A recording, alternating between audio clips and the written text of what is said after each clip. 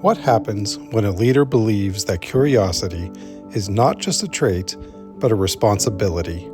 Gregg Behr, CEO of the Grable Foundation, has spent his life channeling the quiet wisdom of Fred Rogers into bold action for the children of Pittsburgh. In a city built on steel and reinnovation, Gregg reminds us that the strongest foundations are those rooted in kindness, imagination, and the courage to ask, what if? Thank you, Patrick. Yeah, it seems incredible. 20 years sounds like a long time to hold any job, isn't it? So I stepped into the role as executive director of the Grable Foundation in late 2006. And this is a foundation that then and now focuses on the well-being of kids. If you think about the Grable Foundation and Southwestern Pennsylvania, I hope you'll think about kids and learning. And for us, that means high quality early learning, enhanced learning in our public schools, out of school time support, which for us is mentoring and summer and after school, support for parents, families, and caregivers as it relates to education and learning, and then support for all of those places in the community where kids and caring adults might be learning together. Museums, libraries, events, playgrounds, trails, all of the grant making focused as much as possible on kids who, for economic reasons, don't have the same opportunities as their peers. So we here at Grable focus on the learning landscape that is Southwestern Pennsylvania. And I often say I'm the luckiest kid in Pittsburgh. I love what I get to do to try and make real in Mr. Rogers' real life neighborhood the things that he created in that land of make believe and on his program. And how is it that we can enrich the learning landscape in a way that connects with kids' passions and interests and supports and makes easier the task of raising and teaching kids? Absolutely. And I want to touch base a little bit with, Fred's legacy and how that kind of impacted you specifically in your role. But first, you mentioned something I think is really interesting in terms of just the diverse landscape throughout Western Pennsylvania and Yeah. that intense connection and kind of tapestry upon which we can create amazing programs to touch kind of kids' lives. For you personally, what have you learned and what has touched you most in the experience of being able to develop what you have over the last 20 years? Yeah, so I stand in a funny position. I often tell people I'm always at 30,000 feet, and there's a blessing and a curse to that. The curse is that I'm not the one delivering instruction in a classroom or designing exhibits in a museum or curating the after school experiences for kids. And there was a time in my life that I was at that direct service level, and I loved it, and that's probably where my heart still is. And at 30,000 feet, you get a chance to look across that landscape and use a word like landscape because you can see the connections among and across schools and libraries and all of those sites of learning for kids and families. And our challenge and our joy is to find way to connect those things. And it's also a perch from which to bear witness to amazing people doing great work. And I'm lucky because I get to witness that almost daily. And in a world where hard or distressing or troublesome news could easily could easily make anyone sort of question the possibilities or the goodness of humans, I get to see it every day, and I've never taken that for granted, and it's never been anything but absolute joy to witness so many good people doing so many good things across southwestern Pennsylvania in this place that I'm lucky to call home. Yeah. And it's such a treasured position to be in sometimes because, like you said, it's, at that 30,000-foot level, you said you bear that responsibility of trying to make sure everything continues to work, whether it's funding and operations and leadership and strategy. But yet, there's those moments where, you're sitting there and you're kind of looking back and watching this unfold and really start to work and take root. And it's amazing to see happen. And Yeah, and you can see the gaps too, right? I remember it was about 15 years ago as we looked around at the landscape and particularly at out of school time organizations. There was just an obvious aha that in the out of school time community, there wasn't a field building organization. Among mentoring organizations, we had the mentoring partnership. Among early learning organizations, we had what was then called the Pittsburgh Association for the Education of Young Children. It's now called Trying Together. But we didn't have something like we now have in the Allegheny Partnership for Out of School Time. And so at 30,000 feet, you can see those gaps. You can look across the country or across the world and say, who's doing this well? And in our case, we looked at Providence, Rhode Island, we looked at Chicago, Illinois, and we thought we could bring some field building attention to quality and connections in the after school space. And together with other funding partners and with city and county government, that was something we were able to do. And so 30,000 feet sometimes gives you the advantage of noticing those gaps and the possibility of doing something. Can you remember the moment where you may have started to see some of the success in the early days and you had that feeling where, hey, we got it. There's something here. I don't know if I ever, that would be a great feeling. It would be like Right. getting to zero in my inbox on my emails. That's So unachievable, I can attest I'd like, I don't know. I mean, and yet, right, we do bear witness all the time to. to the results that organizations are achieving. And, I look back at those horrible days of the pandemic, maybe more recent history than 15 or 20 years ago. And during that pandemic, I mean, we all had anxiety, right? We could see dislocation and factions taking hold and things all around us. And at that time, we could notice what those organizations I just mentioned trying together in the early learning space, A+ schools in the city of Pittsburgh, the Allegheny Partnership for Out of School Time, Remake Learning, some other organizations that are real connectors and glue for certainly the youth and education service organizations in our community. And they were the ones who rallied organizations to say, how are we going to address food delivery?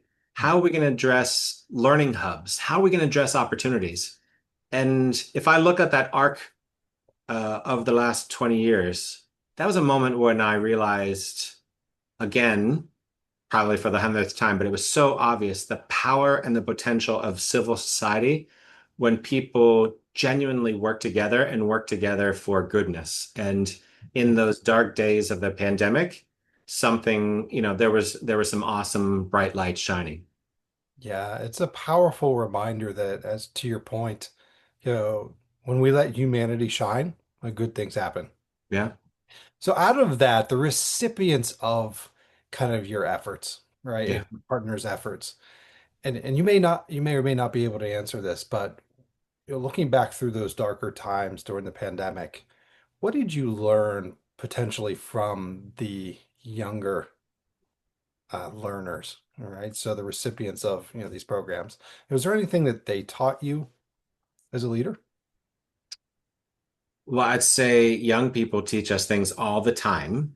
Mhm. And we are lucky that during the course of the pandemic, there was some extensive surveying and online focus groups and the like being done by things like the Pittsburgh study or Remake Learning and others. And one of the things that came through powerfully from the young people themselves is that while they actually were benefiting from technological devices and finding connection, which was a bit of a surprise because people so many times think of the devices and software in young people's lives as something that separates and isolates them and contributes to loneliness.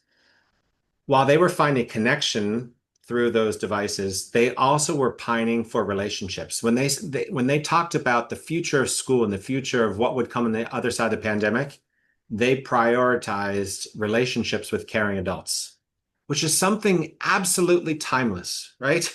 We could go back 100 years, we can go forward 100 years, and while some things will inevitably change, as they should, because what's relevant and meaningful in kids' lives should change, there are some things that remain constant, and that the young people themselves not only identified it but asked for it and prioritized it was a big aha to us.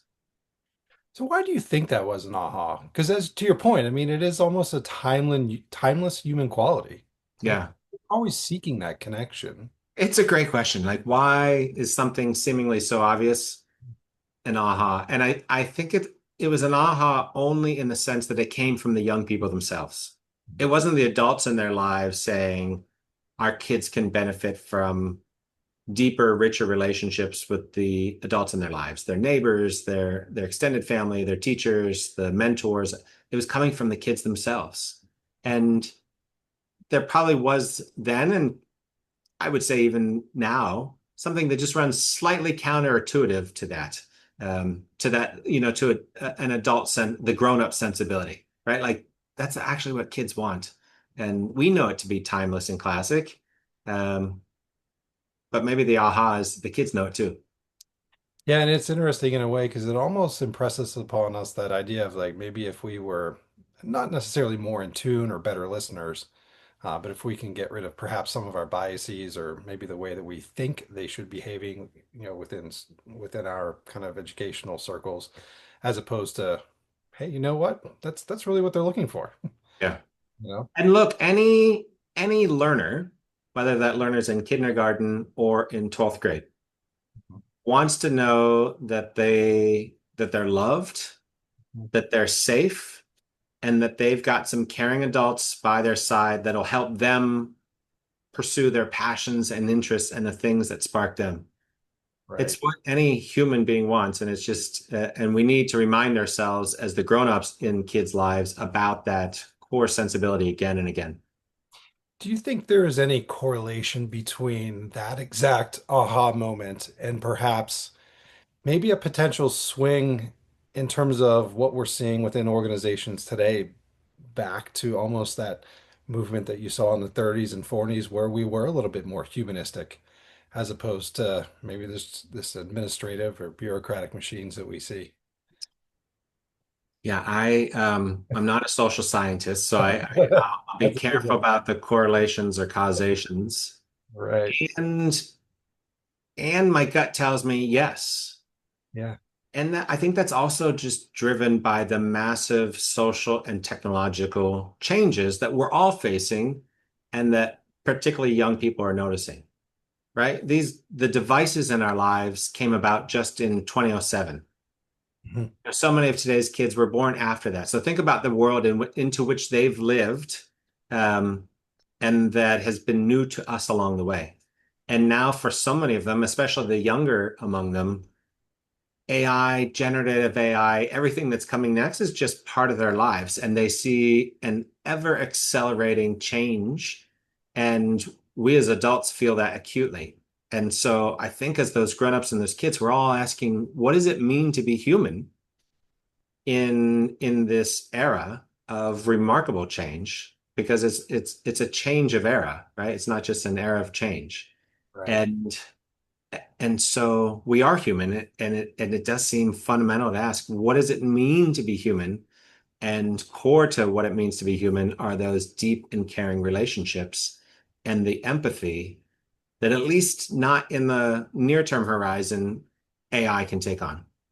Right. And I think this is a wonderful kind of point. I think I want to kind of shift a little bit and bring back Fred Rogers, right? Hmm. Because he's had such a incredible impact, not only on yourself, but your organizations and in the region of Pittsburgh and beyond. And so, can you talk a little bit about just his legacy, the values and the beliefs that he had, and kind of how they've, amplified some of the work that you've done and your own personal beliefs?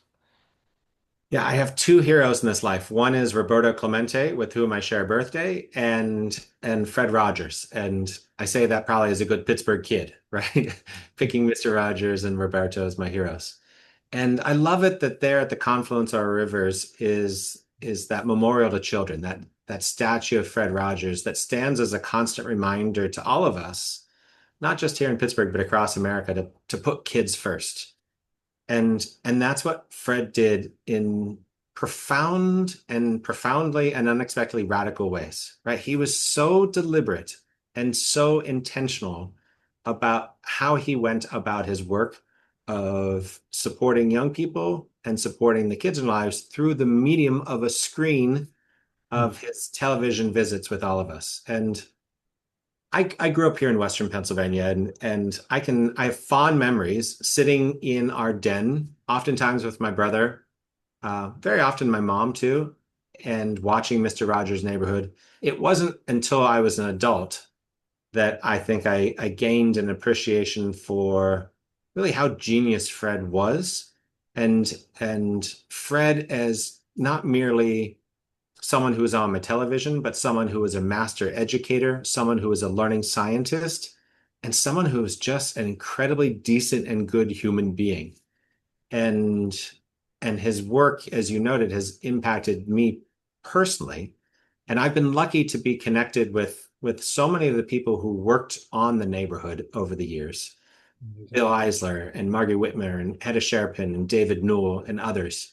I got a chance to meet Fred Rogers in this lifetime. And during the last 20 to 25 years of her life, I had the real privilege of knowing Mrs. Rogers. And and it's had an incredible influence on me because I started as a fan, right? As someone who just loved the program, but someone who's grown to appreciate him and how he went about his work and how I might model it in my own work, but also how to make sense of Fred and his legacy and how it matters to that learning landscape for all kids and families and their educators today. Yeah. Can you share maybe, one or two of those qualities and a little more specific example of, how that kind of influence, might be connected to just your day-to-day operation and how you instill those values in perhaps the team members that you choose to surround yourself with? Hmm. So many good questions. There's so much there. We could Yeah, spend that's a lot to unpack. I We know. could spend we truly could spend hours unpacking the learning sciences and how the learning sciences have just been catching up to what it was that Fred was doing more than half a century ago. Because when we think about what it means to cultivate an atmosphere that allows for curiosity, that allows for creativity, that supports collaboration, that allows for vulnerability, that is deliberate and intentional. Fred did that. And in fact, if you and I were to get out and start reading some very dry, peer-reviewed journal articles from MIT or Stanford from wickedly smart learning scientists, you and I would recognize immediately in the things that they're saying we ought to be doing today in our schools, our neighborhoods, our homes, our libraries, or museums are exactly what Fred was doing all of those years ago. And for me, curiosity stands at the forefront of that. And you asked me the about my own colleagues, whether it's here at the Grable Foundation or in efforts like Remake Learning or other organizations with which I'm lucky to work. How is it that one, we hire for curious minds, but two, then create an atmosphere that encourages them to be curious, to bring creative discontent and disagreement to meetings and conversations and the work that we're trying to do collectively, and how we create that atmosphere that they feel safe and accepted to do so, and to disturb to disturb our own sensibility as well as we think about appropriately disturbing what's happening around us. Yeah. Another thing when I think about Mr. Rogers' Neighborhood that just makes plain sense. Today, we talk increasingly about anywhere, anytime, any pace learning. And Fred was doing that years ago with the neighborhood, right? It wasn't Mr. Rogers' classroom. It wasn't Mr. Rogers' home even. Like we can picture ourselves in the living room and the kitchen, but then we went off to a crayon factory or a museum go round or a community garden or whatever it might be. And it's precisely that sensibility of a learning landscape, what education circles increasingly call learning ecosystems, that we're endeavoring to nurture here in southwestern Pennsylvania, and that places, not only in America, but around the world, are thinking about learning neighborhoods, learning ecosystems, learning clusters in a way that Fred just made so plain and obvious, again, more than half a century ago. Right. Patrick, it's interesting. My older daughter is beginning high school. Mhm. And about about 15, 16 years ago, even before she was born, I remember saying, if I'm lucky enough one day to have kids, I hope they don't graduate from a brick and mortar high school the way that I did. Right. Now, to be sure, um, my daughter will. And I'm glad for that, right? Because there are caring adults and relationships, and there is an important routine and structure in that school building. And to be sure, that school building has changed mightily, right? There's this sense that sometimes there's this sense that educators have not deftly kept up with the changing world. And in my mind, classrooms today are so fundamentally different from what I experienced far too many years ago. And and I hope that my daughter will, and I think it will be true, will be earning credentials and recognition for her learning outside of a classroom. Maybe it's not what I imagined 15 years ago, a Jetsons like all sorts of digital badging and credentialing and things. But increasingly, her learning experiences happen outside the school building. And in so many ways, it's supported by the school itself, and it's supported by me and my wife, and and a lot of parents who have the privilege to do that make that possible and are helping to curate learning experiences for kids. And that's what we want is for every family, regardless of economic or socio-demographic background, to be able to have that opportunity to curate learning experiences that take advantage of museums and libraries and apprenticeships and shadowing and all sorts of things that contribute to the portfolio of learning that every kid should experience. So where do you believe the courage will come from that will allow kind of these institutions at all levels of education to move towards that vision? Because I think you're right on there. Like I think Yeah. that's where we're going, but it's just almost in the example of Fred Rogers was doing a lot of this so many years ago, and it's finally we're seeing not just what he did on TV, right, and in the community, but the larger value in his work and his beliefs, right? So where is that courage going to come from to allow our existing institutions and to begin to make that change?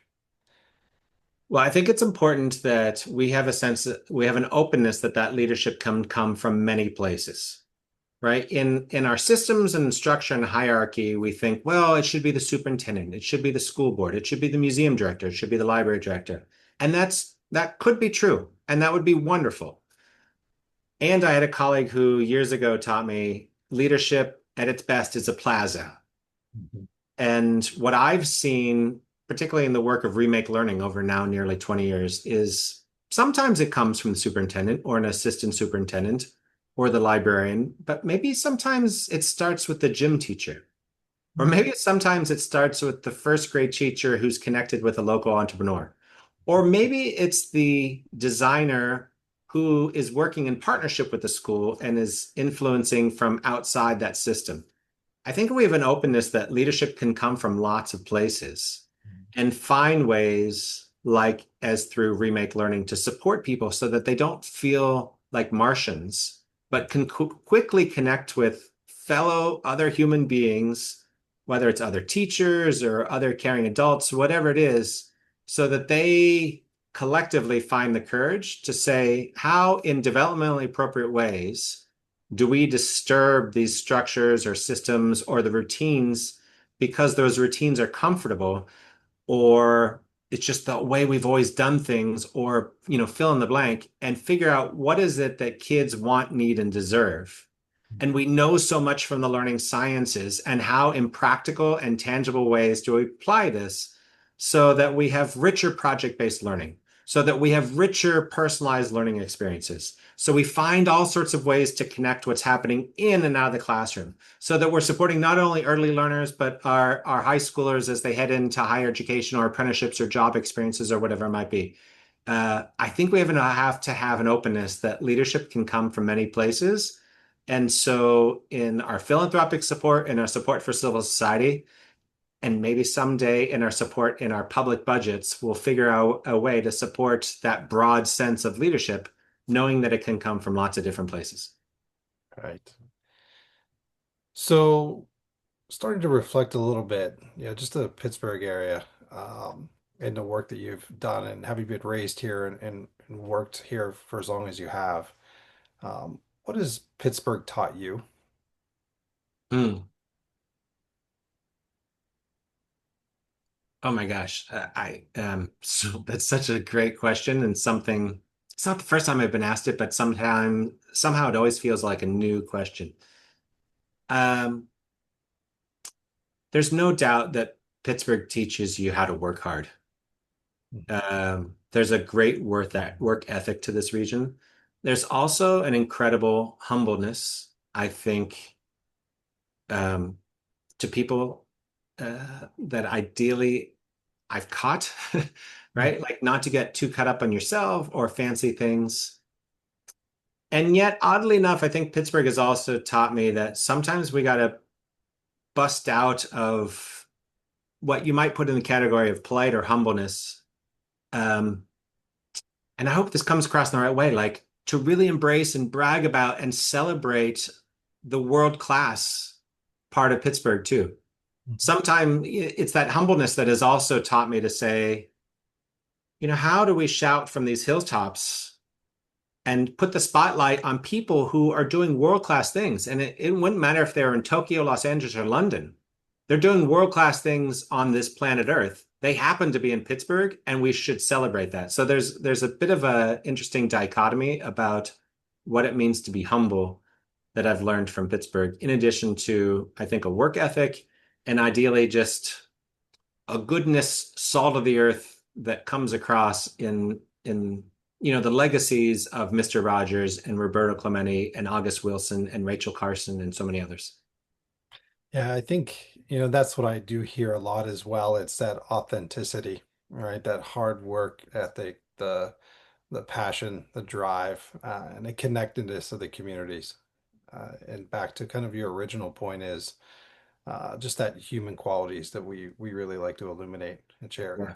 it's happening here when we're willing to kind of look for it, right? When we're not too caught up in what's happening in the media, politics, whatever it might be. So And somehow we have to get a little bit better at bragging about yeah, the it's awesome, this place has problems. Don't get me wrong. It's not perfect. There's a lot of work for a lot of us to do, but there's a lot that's pretty wonderful and awesome. And how in the appropriate ways do we celebrate and brag about that a little bit? right. And it's hard. You're right, because I think that humbleness is definitely a true quality, right? Yeah, To be able to, and I think it along the lines maybe of, we just need to be better at storytelling, perhaps. yeah, yeah. Sharing our stories, of these amazing schools and communities and libraries with everybody, is perhaps maybe a way to, state that. So, as we start to close up here, and as you kind of turn forward and look forward, if you can have things the way that you would like them to be, or a perfect, Mm. you know, You're giving me a wand. given you, that's right. So that wand, right? So, as you look out perhaps the next 3 to 5 years, what would you wish for? I remember seeing a hospital system, and they had a they had a cancer center, and they had this little tagline like, "We want to make cancer history," in the sense of like defeating cancer. And I keep that ambition in mind in an analogous way to say, like, what would it take to make education history? And so if I look into the next 3 to 5 years with that magic wand, I would love to see not only our school boards and our school systems, but also our intermediate units and ultimately our state government, the governor's office, the Pennsylvania Department of Education, the Department of Community Economic Development, the Department of Labor, thinking in a much more woven ecosystemic way, right? Like, how do we build out a landscape that supports kids? How do we think about our public budgeting so we don't just say, like, well, this money goes to schools and this money goes to libraries? I would love to see that braided in a way that really supports today's learners better and the way that most kids and their families and caring adults, go about life. Kids spend 14 to 20% of their waking hours in school buildings. And those school buildings are instrumental and important in kids' lives and in the lives and legacy of communities. But they're spending 80% plus of their waking hours otherwise in after school programs, on athletic fields and courts, online, at home. And so, how do we think about that in a way that robustly supports learners? And I don't know exactly what that looks like just yet, but I hope that a collective of really smart people start moving us forward in that direction in the next 3 to 5 years. I feel like that is definitely possible given what the stage that this region has set over the past 20 years through this effort that we call remake learning. Well, Greg, in my most unhumble way, I will certainly state that you are certainly leading a group of highly intelligent and ambitious team members, and you are certainly having an impact not only on Pittsburgh and the region, but undoubtedly throughout the United States, Thank as you, you Patrick. point out. So we are certainly excited to continue to see your initiatives continue to grow, and thank you so much for your time today, and we really appreciate it. Grateful to have been here. Thank you.